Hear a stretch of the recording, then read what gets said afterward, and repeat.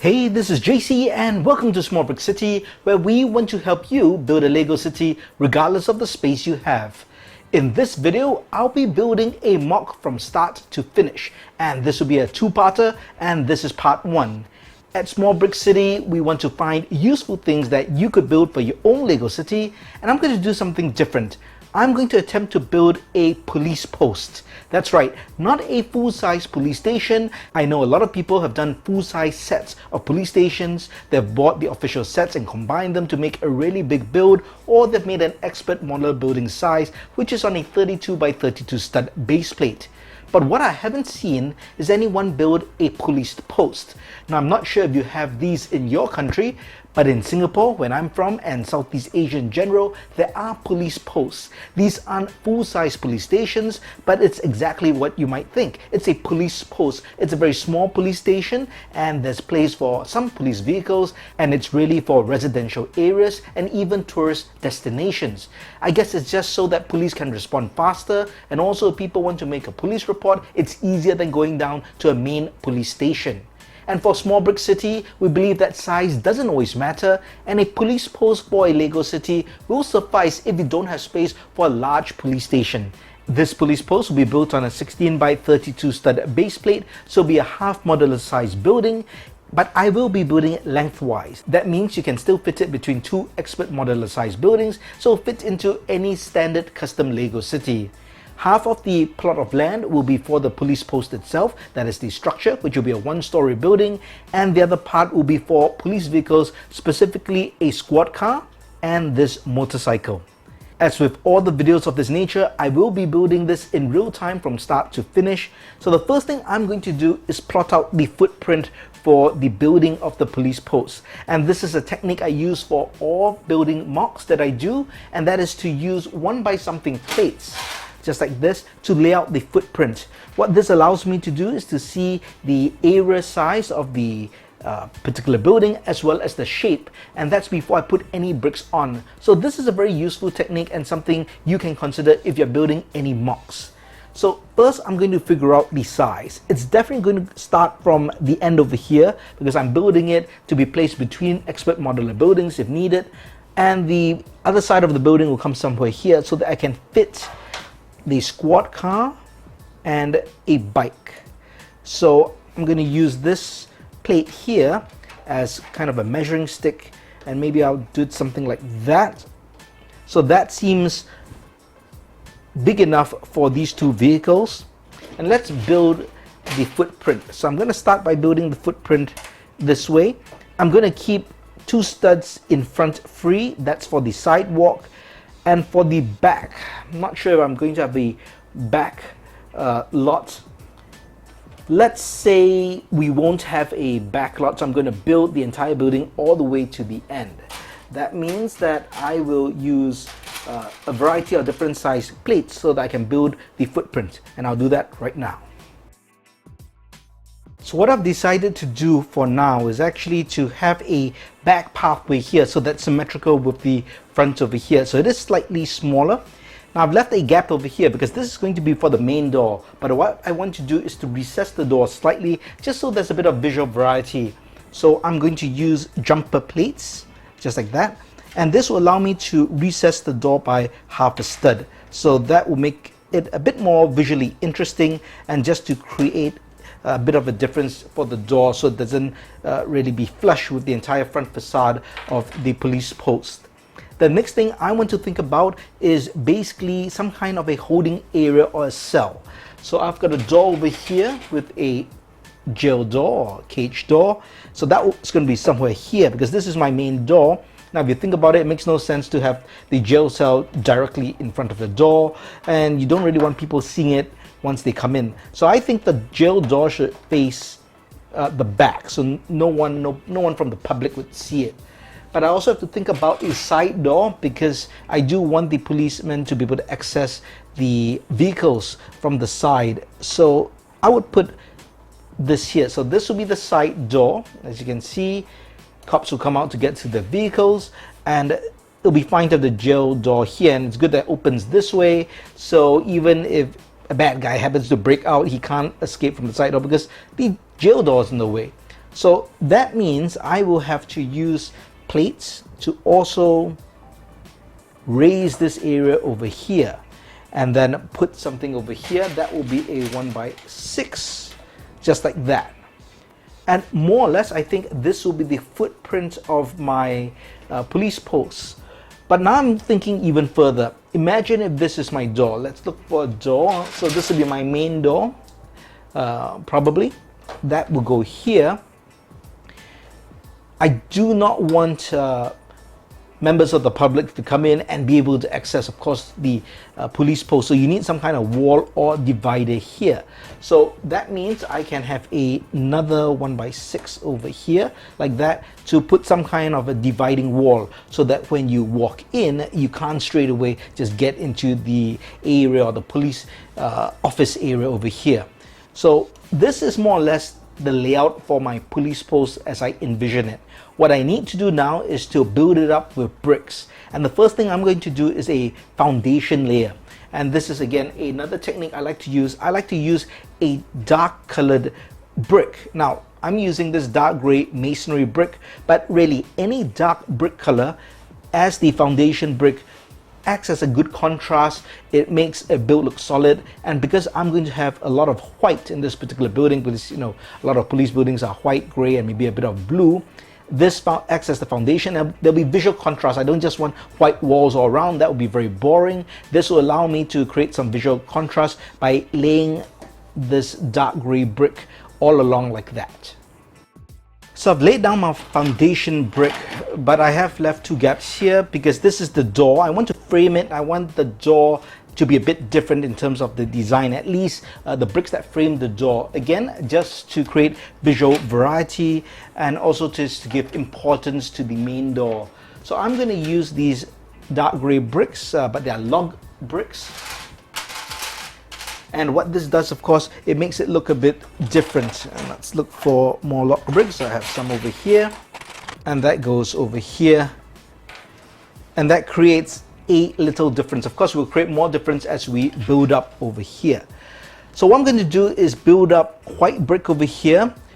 For this side over here, the bricks that are going to frame the main door, I'm not going to use regular white brick. I'm going to use modified bricks like these. So this is a modified brick with a groove, and it just acts as a bit of a different design, just so that it doesn't look so flat and white. And on the other side, I'm going to do the same thing, but what I did was I have a modified brick over here that's with two studs in the front, and I've got a little police printed tile over here. So that is going to be kind of my main sign, and these will be the two columns, as you can see, that will flank either side of the door. So this is how I think my main entrance will be. What I'm going to do now is to use white brick to build up maybe about two or three bricks high. Then what I want to do is add in some light gray plates, and that's just to give a dividing line in the building, because if not, if everything's white, it can be very stark and boring. So adding in these light gray plates in the middle acts as a nice design and just gives one gray line in between all the white. Okay, I'm gonna think ahead here because I have planned ahead, believe it or not. Remember, I said this is my main entrance. There's going to be a wall over here to block it out. So I'm going to use some dark gray brick, just like that, just to match this brick. Now, if I had more dark gray masonry bricks, I might have used them, but I don't have any more. So I'm just going to use regular dark gray brick and again, lay that foundation. Even for the interior walls, it's just for that consistency. So that looks pretty good. But the reason I'm saying I'm going to think ahead is anytime you come to some kind of a police post or police station, there's always a counter. So I do want some kind of counter here. But imagine if I had a counter, let's just assume this is a counter. I need a way for people to be able to access the inside. So it can't be a solid counter. So I want a counter that can hinge up and down. That means I'll need some kind of a modified brick built here so that I can clip some kind of a counter. So let's say we use a modified brick like this. So this is a brick with open-ended bars, and if we put it, let's say somewhere maybe here, so it's in line with this wall, we can then use a modified plates with a clip like that, and that can clip over here, see? And if I have a towel, let's say a 2x4 towel like that, and this clips over here, now you can kind of imagine that is a counter. So if you enter the police post over here, you'll be greeted by a desk sergeant or something, and there is a counter. And if there's a need for you to come inside, or for the police to come inside, they can just lift that up and you can walk through. So what I would need is for a stopper brick over here, and I might as well think about it now. So I'll need a plate, so 1x2 black plate, since I have lined up all the plates for all the base of the bricks. And I'll use another gray brick. Why don't we just use this log brick over here? Now I need to raise it up by either one brick more or a few plates. Let's see, one brick is right. So I'm going to use a 1x2 brick. This might be a bit too high, I think. Yeah, that's too high. So I'm going to use a plate or two plates, maybe one plate and a towel. I think that will work. So I need a white plate, and if I place a white towel on it later on, that would be the perfect height for this counter to be straight. So this is important to think ahead, because now I can lay the rest of my bricks or white bricks next to this modified brick, so it would look like that. Of course, if I didn't plan ahead and I wanted to add it in later, I would then have to build it up and then take it out. So that happens to me sometimes as well when I build, so it's not uncommon. But in this case, what I'm going to do now, since I've done everything, I think I can add in one more layer of brick before I put in that plate that I talked about. So let's put in that one layer of brick right now. And I've now added one more layer of brick. It's looking pretty good. What I want to do now is to, well, I should think about this wall over here, because anytime you build an interior wall, it is good if you can overlap it with the exterior wall so that everything is nice and solid. So what I should do is pop this up, and I should take, well, I'll connect. You see, one technique when you build is always to cover joints. So have a look at this. So we have a loose brick here, we have a loose brick here, and a loose brick here. You can see the joint there. So if I take this corner brick and cover everything, I have now held all these three different bricks together, and that's really solid. So that's a useful technique. And now I can fill up this area over here. Now, just for a bit of texture, I've got a few of these light gray modified bricks. So I would want to kind of fit them in randomly at different places just to give a bit of texture. Maybe not on the sides, but maybe somewhere in the front, and even the side over here. And that's just so that for the exposed sides, there's just a bit of texture. As you can see, it looks like maybe bricks were replaced. I can do one at the back over here. Maybe there's a story where someone can brick this brick to break out the bad guy, if there's any bad guy inside. So having said that, I can continue building this up and replacing this wall. And there we have it. And I will do that for every alternate brick for the internal wall, so that will be really solid and everything will be built and held close together. Okay, remember I mentioned I want to add in this gray plate all over, and this is again just to add visual variety, and this will also allow me to connect these loose bricks, because remember, these 1x2 modified brick columns, they're actually standalone because they don't connect to anything, and we do want to connect it. So let's break this off, and if I put a plate like that, that works out pretty well, and that holds everything in place. So I can put this back later on, and at least this bottom section is held in place. Now if I come over here, I should take advantage of, remember, the joints. So I'll use this corner plate and put that there.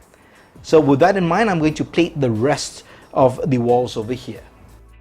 So I'm now completed plating this row of bricks with this light gray plates, and that looks pretty good. So I can put this back as well. And what I need to do is actually add a brick over here. But remember, because of this gray brick or gray plate, so everything is raised up by one plate, this is no longer in line. So I need to fill this up. I'll use white for now. I'm not sure if I want to change the color later on, but at least for now, I'll do this. I'm thinking of maybe I'll do something else. Maybe just for texture again, I'm going to change this to a modified brick, and I'll put grill pieces so it looks like maybe just some kind of vent, and that is possible for the top of a door. So let's do that. So here I have a modified brick 1x4 with studs on the front and the top, and I've got these grill pieces which I'll place on the front like that, and in this way I can pull this off, put this here, and now we get a cool looking door, a bit of a recess, and now we've got this grills on top. It just makes it a bit more visually interesting. Okay, what I'm going to do now is to think about adding windows, because we don't just want everything all white. That can be quite boring. So I'm going to add in some windows. I think for here I can add in one window like that. I think that works out pretty well. That's the right height as well. And I'll do the same for the back as well. And for the back, I don't think I should have a window directly at the cell. That doesn't make sense. That should be closed off. So let's say if we place a window here and maybe a window here, that looks pretty good. We can have a window here like that as well. Maybe we can put, just to create a difference, we can have different windows in the middle like that. That looks pretty interesting. Okay, let's do that. And now, going with the theme of just being a bit more interesting, I'm wondering whether I can offset the window over here. Now the thing is, if I do offset the window, I'll need to put some kind of a jumper plate. But let's try that. Let's take some light gray jumper plates and I'll offset the window. Let's put it on the outside this time.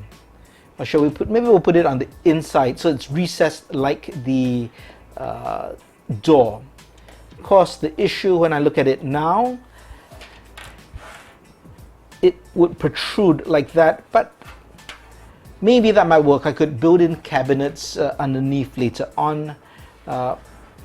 Let's see how it looks first. So if I do something like that, I would have to recess it out again. So I have to put a couple of plates on top like this.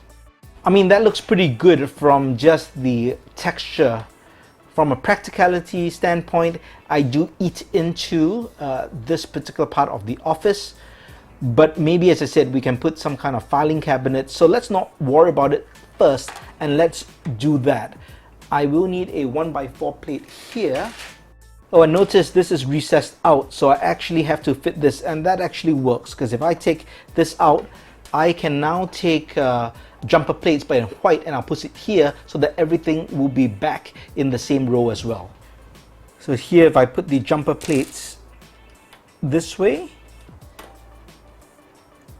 I more or less will have everything in a row. Can you see that? All the studs now line up, which is what you always need to figure out when you do any kind of recess. It may seem tricky, but just remember, anytime if you recess something back or you protrude it forward, you will have to put it back, and to do so you just need jumper plates on top and below. It's a cool little technique, but not really necessarily intuitive.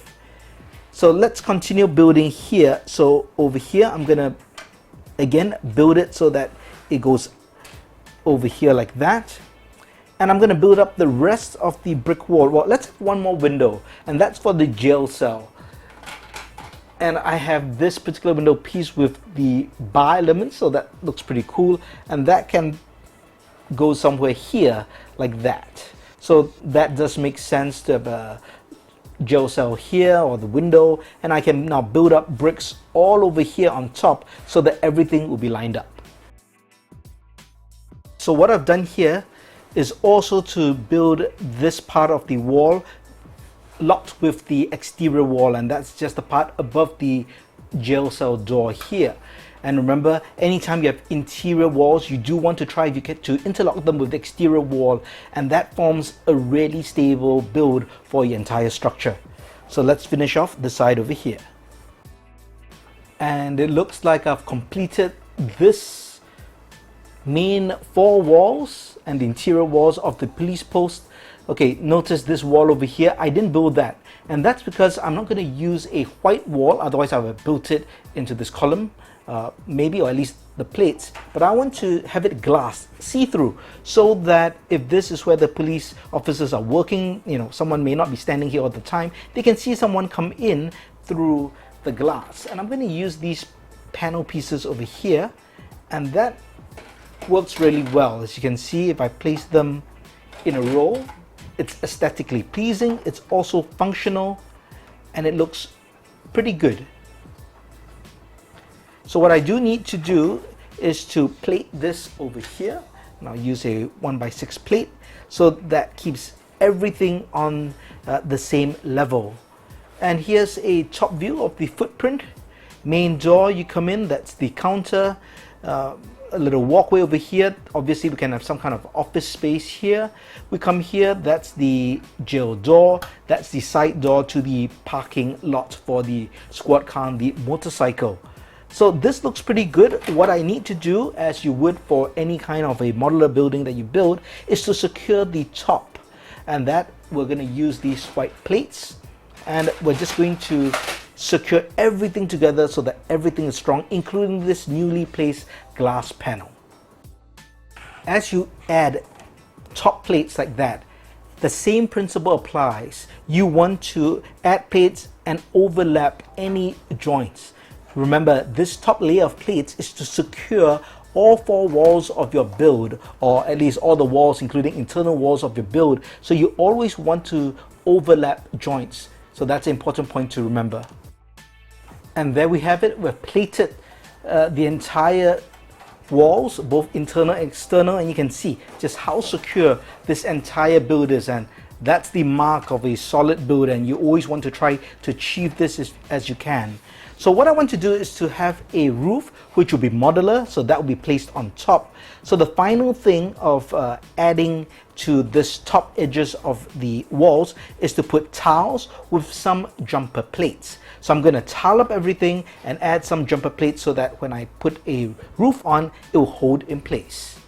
I'm going to use light gray tiles for this, and I'm going to use light gray jumper plates as well. I'm going to use 2 of these 1x2 plates, and for now I'm going to place it here first. And anytime you use jumper plates, you want to put them on opposite diagonal corners.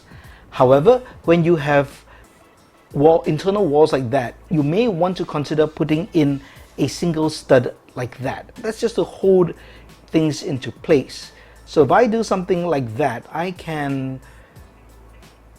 need to hold this down. Remember, I always want to overlap. I overlap it with the plate already, but if I want to do something, let's say like this, well, I can't use a 1x6, but I can use a 1x4, for example, like that. That means I can put this here, and I'll put a 1x1 tile over here, or I could change this to a 1x3 tile like that, but this will violate the overlapping the joint rule because there is an overlap here. So I'm going to do this, and I'll place a 1x1 tile over here, and then I'll use the rest of the tiles to tile everything up. So this is what I've done. I had to shift this 1x4 jumper plate by 1 stud just so that it was easier to use long plates over here, and sometimes you have to make adjustments. That's why I said when I placed it at first, I said that's where I'll put it here at the moment. So I have moved it, and hopefully this works. I won't know until I build the roof before I know it can securely put it on, but at least I've got this for now. Now let's move to the roof. For the roof, I'm going to build a gray roof, and the base of my roof is going to be these plates over here. And the great thing, of course, when you work out modular buildings, you generally want to try to work with even numbers. And the reason is, when you work with even numbers, things generally work out better because many of the plates are even number plates. And as you can see, based on this, it was a good idea to build it this size and to keep this particular back section of 2 studs wide free, because now I can just use 3 of these large plates and that can form the roof just like that. Of course, I have to hold everything together, but that will be easy enough.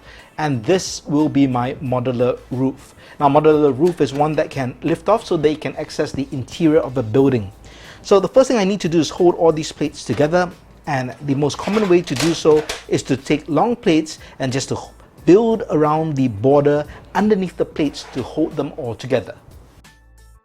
Now, when you're building a roof or any floor or any kind of flat surface like this with multiple plates, besides the border or the perimeter, you might want to consider adding plates in between as well. So you have 2 choices. You can add a cross brace over here, or you can take 2 by something plates and add them here. I'm gonna opt with a 2 by something plate, but I had a long black one.